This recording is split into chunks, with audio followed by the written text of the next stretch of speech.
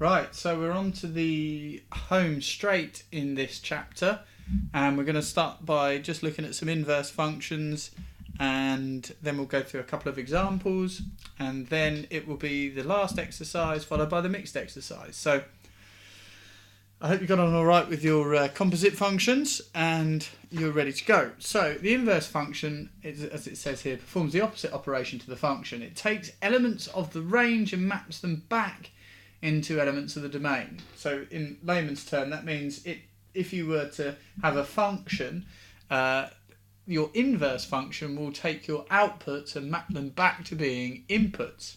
So as this diagram shows us, we've got x. When we do the normal function, we get y, and then if we do the inverse function, we take y and it will turn it back into x. So what have we got? Functions here at the bottom. They've gone to some of the more straightforward ones, nice linear functions here. If the original function is x plus 4, just add 4, then the inverse is just to subtract 4. So your notation, as they've shown you there, f of x equals x plus 4. Your inverse function, f to the minus 1 of x, is going to be x minus 4.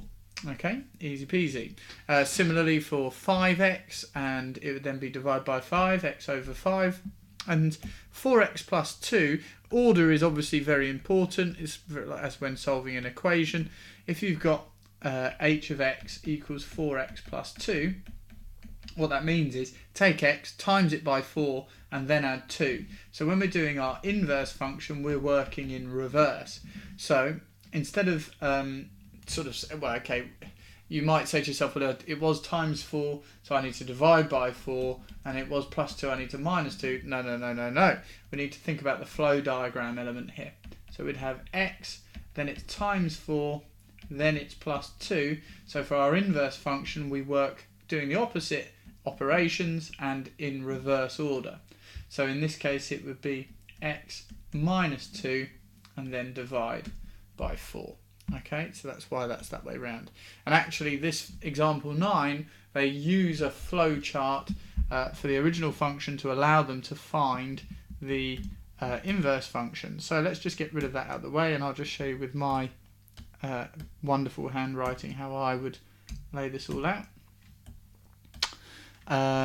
So I personally don't write it quite like that. I would just say h of x equals 2x squared minus 7. So I would start with x, square,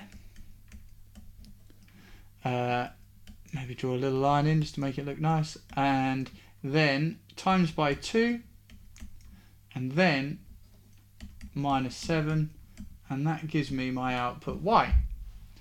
And so if I want to go in the opposite direction, now I wouldn't necessarily write this with arrows going the other way or anything. I would just literally say that h to the minus 1 of x, or starting at y, I'm going to say x, I'm going to add 7, divide by 2, and square root. So I'm sort of just literally working through each operation as it occurs. So the square root of x plus 7 over 2. Now that's not my preferred method. My preferred method is using what they do here, which is this changing the subject of the formula. Okay, so this works like this. Find the inverse of this function, f of x equals 3 over x minus 1. It also specifies, of course, that x can be any of the real numbers, but not equal to 1, because 1 would not map onto a member of the range, so it wouldn't therefore be a function. But it is a function, and what I'm going to do is I'm going to rewrite it as y equals 3 over x minus 1. Okay, so instead of having f of x, I'm just changing it to y as my outputs. Now the trick here is you can do it one of two ways. You can either now rearrange it so that you get to x equals, and then do a switch of your letters, or you can switch the letters at the beginning and then rearrange to get back to y equals, and I actually prefer doing that. So I write x equals 3 over y minus 1. So I've left everything is exactly the same, except where it did say y, it now says x, and where it did say x, it now says y. That's all I've done, just switch them over. And now I'm going to multiply both sides by y minus 1. X lots of y minus 1 equals 3. and I'm going to, what way should we do this? Let's just divide both sides by x. So y will equal 3 over x plus 1. I haven't given that much room down there, but you can see that that is back to y equals. Now, because it's back to y equals, that's probably not my final answer, is it? My final answer should be that f to the minus 1 of x equals 3 over x plus 1. And of course, with these, we can always check if we were to take a value for x, let's say, what's a nice easy one? Let's say minus 2. If x is minus 2 and I put it into this original function, it would be 3 divided by minus 3. So f of x would equal minus 1. So in theory, if I put minus 1 back into my function here, it should take me back to where I want it to be. So what have we got?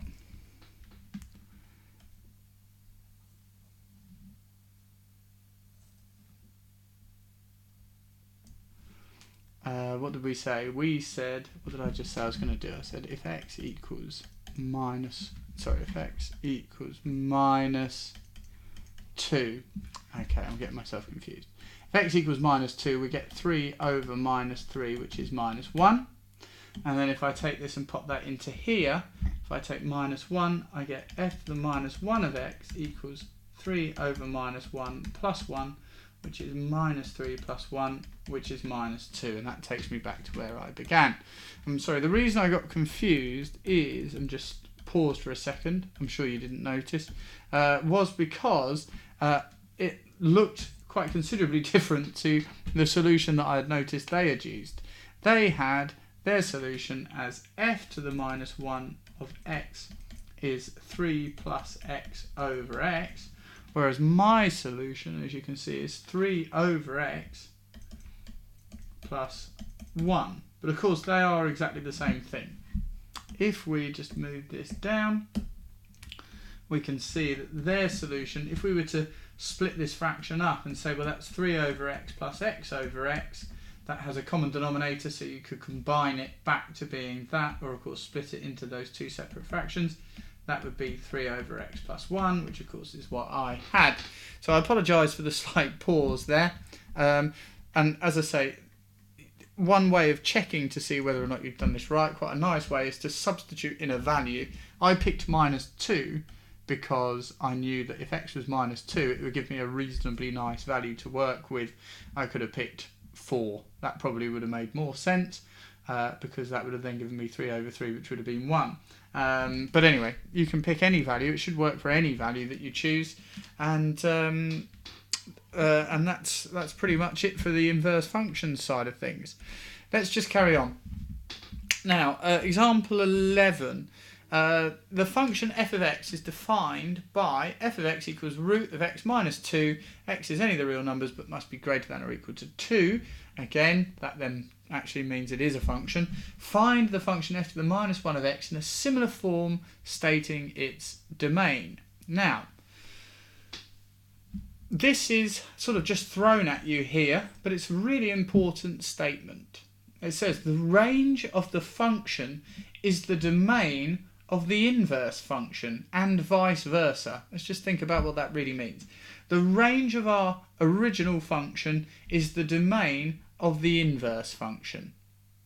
So, when we have sorted out what our inverse function is, what our original range was will become the domain of our inverse function.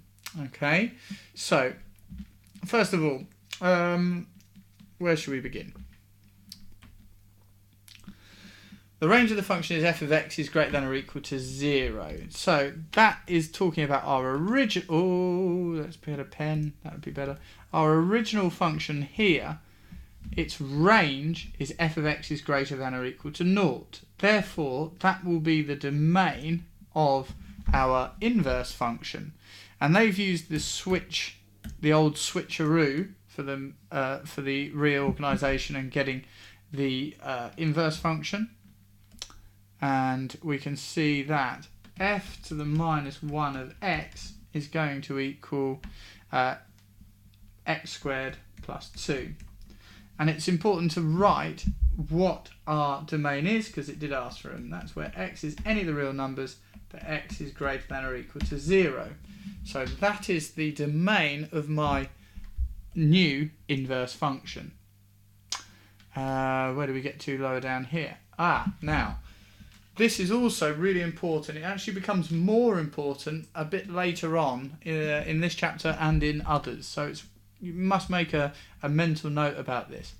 The inverse function of f to the minus 1 of x is x squared plus 2. If we plot that onto this graph, this is the x squared plus 2 graph. This is the root of x minus 2 graph. And you can see fairly obviously that one is a reflection of the other in the line y equals x. That is pretty critical, okay? And we use that to solve some fairly tricky things to solve if we don't know that fact later on. In fact, I think that's coming up pretty much immediately. Let's have a look. So moving on to example 12, and we've got if g of x is given as 2x minus 4, x must be greater than or equal to 0 only. Firstly, find the inverse function, sketch both graphs of functions on the same set of axes, and then what is the connection between the graphs? So let's have a look. Well, g of x is given as 2x minus 4. G to the minus 1 of x is going to be, this is one that eventually you'll be able to sort of just write down. So you'd take x, you'd add 4, and then divide by 2. Okay, if you're not sure, draw a little flow diagram. That will allow you to sort that out. Again, g to the minus 1 of x, we now need to get into the habit of actually writing our domain immediately. Now, in order to do that, we just consider what the range of our original function was. Our original function was, because x was greater than or equal to 0, that would mean that the output values, the range of our function would be g of x is greater than or equal to minus 4. So that will become our domain for the inverse function, g to the minus 1 of x. So x is greater than or equal to minus 4. Then sketch both graphs on the same set of axes. Well, I'm not going to do that. That's already done for me. And we can see the range of the function is g of x is greater than or equal to minus 4. So this is the domain of the inverse function. That's starting here, because this one was starting here. So that's important. G of x is a linear function with gradient 2 passing through the y-axis at minus 4. Its domain is x is greater than or equal to 0. I won't read it out to you. You can read that in your own time. What's the last part? What is the connection between the graphs? They're mirror images of each other in the line y equals x. Well, there's a surprise, as we just spoke about in the last example. I think we're on to the final one. I believe 13 is it, and this is the one I was actually thinking about a moment ago. So let's have a look. Defined by x squared minus 3, find f to the minus 1 of x in similar terms. Well, if we've got f of x equals x squared minus 3, I'm going to write that as y equals x squared minus 3. Switch them round, so x equals y squared minus 3. That means that x plus 3 equals y squared, which gives y is the square root of x plus 3. So that's point number 1. Point number 2 is that my range from my original function will become the domain of my inverse function. So we already know that f to the minus 1 of x equals root x plus 3, but we should also state that x can be any of the real numbers, but x must be greater than or equal to minus 3 in order for this to work. Now, a sketch. The sketch is there in front of you. It's this part here, unsurprisingly, and makes quite a nice pattern. And we can see our original function in purple and our inverse function, the square root style graph, in green. Now part C says find the values of x such that f of x equals f to the minus 1 of x. Right, okay, now that's quite tricky. If we consider f of x, I tell you what, let's make it slightly easier. Let's say y equals, no we won't, we'll say f of x and f to the minus 1 of x. Where are we? Okay, so we've got f of x is x squared minus 3, and we want to find out where that graph equals our inverse function, which is the square root of x plus 3. Excuse me. Now, what would we do here? Well, I don't know. We start by squaring both sides. Let's have a look. So that's going to give me x to the 4 minus 6x squared plus 9 equals x plus 3. So that means that x to the 4 minus 6x squared minus x plus 6 equals 0. Oh my word. Well, that's not a fun equation to try and solve. Luckily, we can solve this problem in a much easier manner. The theory is this. We already know that our original graph and our function will cross at this point here. The point, obviously, where they the point where they cross. Now, the other piece of information is they must also cross on this line, the reflection line, y equals x. And that's what they're talking about down here at the bottom. Down at the bottom, they have this f, let me just get to the point where you can see it, f of x equals f to the minus 1 of x, there.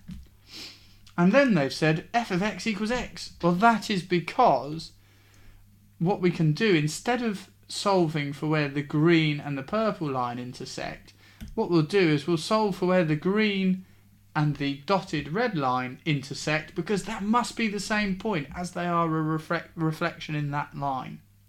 So f of x equals x is considerably easier. That gives us this x squared minus x minus 3 equals 0. So then we can just use the quadratic formula, and we end up with 1 plus root 13 over 2. Of course, it could be 1 plus or minus root 13 over 2, but that would end up giving us a solution somewhere over this way, somewhere down here, and of course that's not what we're after. We can see in our graph that that isn't one of the solutions. So that last point may take a bit of clarification.